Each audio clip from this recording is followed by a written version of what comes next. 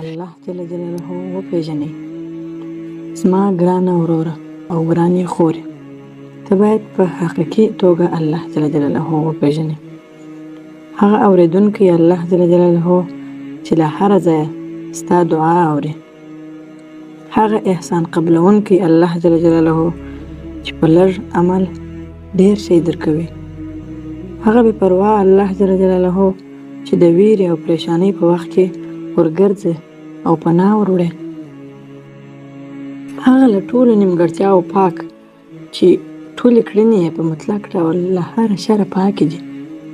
که چیرې ته له ټولو نیمګړتیاوو پاک الله جل جلاله وپېژنې، نو ګمان به دې ورباندې ښه او زړه به دې له ډاډه ډک شي.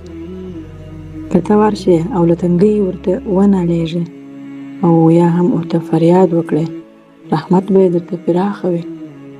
که ته ورشې او له درده فریاد ورته وکړې، هغه په تا مهربان دی. که ته ورشې د سختۍ شکایت ورته وکړې، هغه به ستا خواخوږی وي.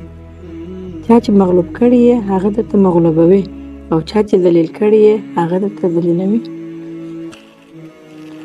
هڅه وکړه چې هره ورځ یو څوک درته د الله جل جلاله په اړه وینا وکړي، نو په تدریجي او قرار ډول به ستا زړه د الله له مینې او معرفته ډک شي.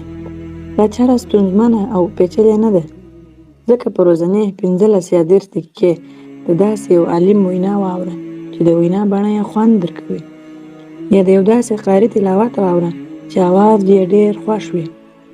او د دې چارې لپاره دندې ته د تلو په وخت، د موټر چلولو په وخت، د موټر سایکل یا هم بایسکل چلولو په وخت، د انتظار وخت او یا هم د خوب څخه مخکې وخت غنیمت وګڼئ.